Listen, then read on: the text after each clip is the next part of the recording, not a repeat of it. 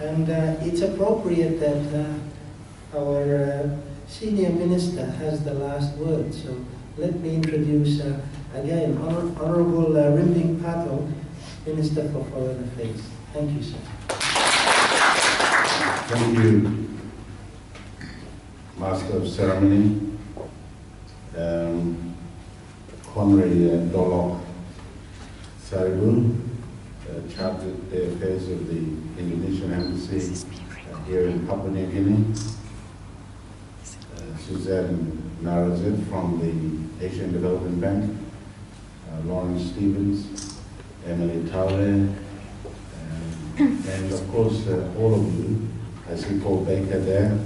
All of you, thank you very much for giving me this opportunity to come and say a few things. I have actually been so busy this week and the week before that, so I had no opportunity to prepare myself. However, if there is a conference or some discussion which is sponsored or the partnership of which is engineered or instigated by Indonesia or Australia, then in terms of PNG's foreign policy to connect, we must connect from a base. And Australia and New Zealand are true, Australia, New Zealand and Indonesia are true connections of Papua New Guinea, in that Indonesia is the only country, or Papua New Guinea is the only country which is linked physically by land to Indonesia, through which all of the Southeast Asian nations are connected.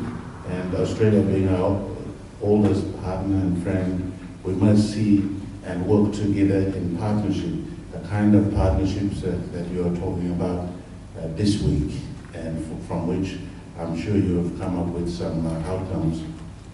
In the recent meeting of the G20 foreign ministers recently in Brisbane, where I was a special guest of the Australian government, and so was the new Indonesian foreign minister, we were talking about Papua New Guinea, Australian and Indonesian partnerships in terms of driving practical outcomes for our countries, in terms of what are those architectures that will work.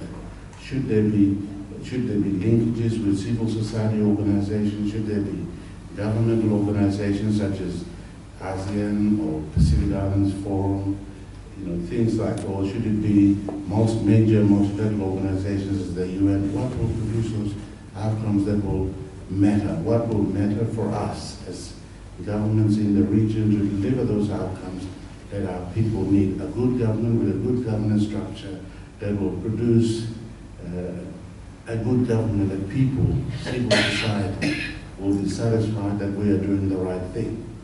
So that is why it was important for me to come here and make this remark. When I last attended the conference for Open Government Partnership in Bali in May of this year, I did give an undertaking on behalf of the PNG government that we would seek membership of this institution, because as Mr. Stevens was saying, Indonesia, which is not too far away, a great country with a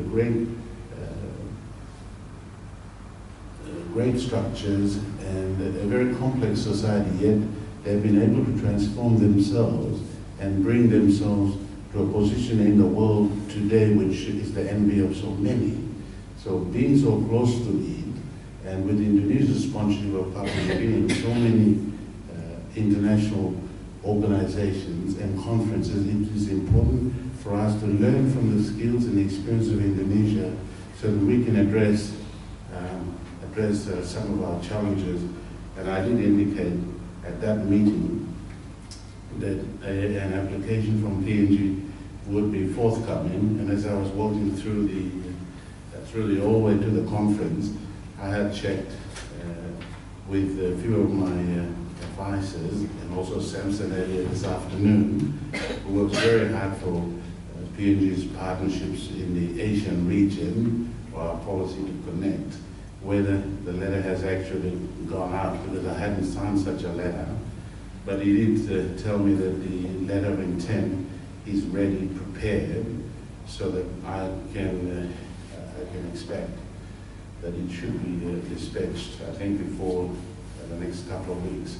So we're really excited because the challenges that we want to face, there's so many issues.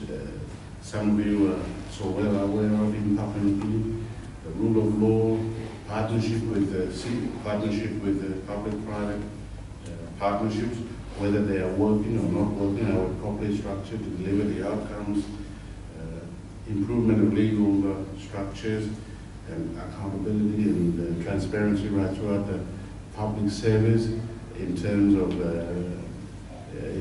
government structures which are focused on delivering different agendas and outcomes to meet the challenges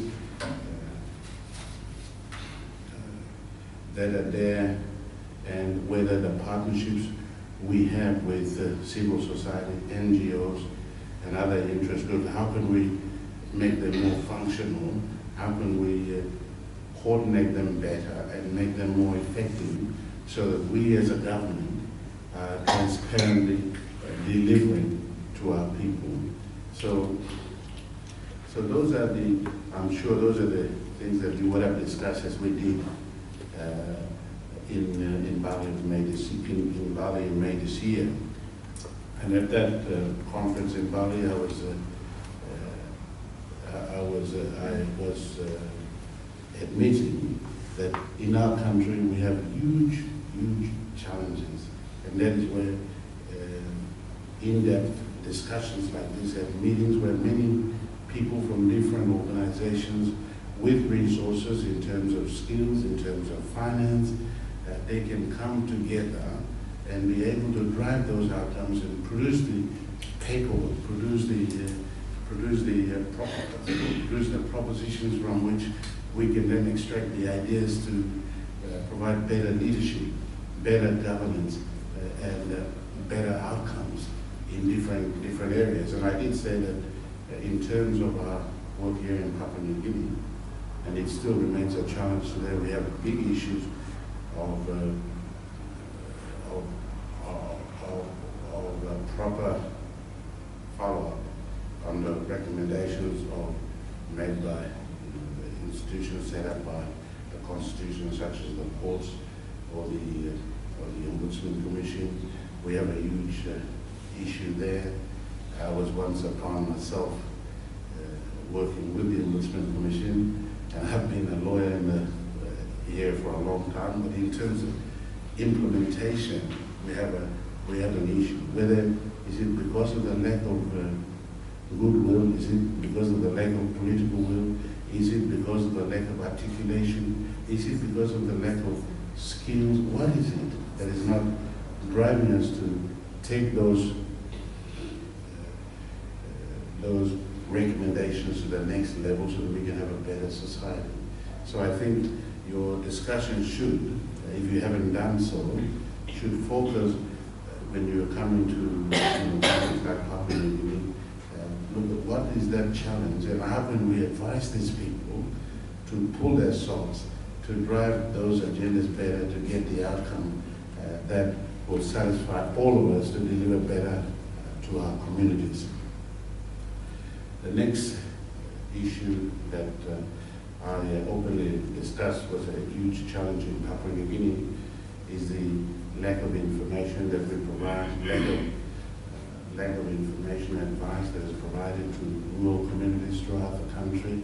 I did deliver similar comments to the United Nations on the rights of indigenous people, that whilst PNG was uniquely taking some steps, it still remains a challenge to get that information out to the rural communities of Papua New Guinea, where they will then be able to be in a position to better negotiate outcomes for themselves from the from the multinational corporations. It seems to be the case that the national government from the center makes a decision and then it's shoved down to the rural population who is struggling to find out exactly what is in it for their community and what are their rights and whether there is any opportunity for them to better their position in their communities. because of this onslaught of development that is taking place in their community. So that is one area that you might, in the next conference, or if you have already done that, then you might look at articulating further the provision of adequate information, whether should it be technology that should be made available, IT facilities, should it be internet, should it be publication of material or instruction in the rural communities, so that then they're in a better position to negotiate, to bargain a position from which they can improve their quality of life. I think at the end of the day, whatever we do, better organized, better governed society will produce outcomes that will enhance the quality of life for our people. So that actually is the second challenge that faces government and NGOs and open government partnership discussion. The third area that I see remains a challenge in Papua New Guinea today is the work that is required to be done to make us, the positions of leadership, more accountable to the public, more accountable in terms of utilization of resources, be it finance, be it resources in general. How are we applying those resources for the public benefit? What is the level of accountability? Because today in PNG, our government has legislated and there's also policy to make available substantial funding to the rural communities and through the district administrative structure. Each member of parliament, for example, in this parliament we have 50 million kina a year. Now how much of that 50 million kina over the 5-year period, so 10 million kina a year, how accountable, how transparent are we in delivering the outcomes?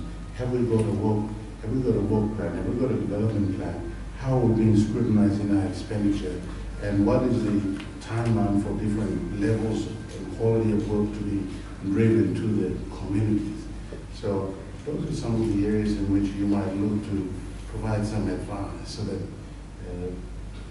so that leaders, while we have the best of intentions, do the right thing for our people because of the pressures of time, the pressures of people. As I find myself, initially, the people, the community, your electoral demand development, and they want us to do various things, but when you get elected, the agenda suddenly changes. They rather have the money than the development for the common good. So you may look to advise us, look, how can we engage properly in terms of structuring the funding and the resources that are available to drive those outcomes that will drive away the agenda, change that mindset so that we can bring about developments which will be for the common good rather than funding for the stomachs of each individuals in communities or persons in leadership positions who think that they somehow own the communities from which they acquire positions of leadership. So those are unique challenges which, with your skills and the resources that is available, we can partner to work together to bring about the outcomes, and I'm very grateful that there's a big delegation from Indonesia. I'm always very happy to go to Indonesia because of the good relationship we have, in the same way as we have a good relationship with Australia. So some of these issues we openly discuss them, but when we get in as a government into membership of your organization, then we can work together in partnership and work in unions, in unity to drive the outcomes that our people will deserve moving forward. So with those comments, I want to thank all of you for participating this week, and in particular I want to thank the organizing committee who have done an excellent job to put together so that you can discuss all of these issues in a manner that you have, and give me an opportunity to come and make these comments. Thank you very much.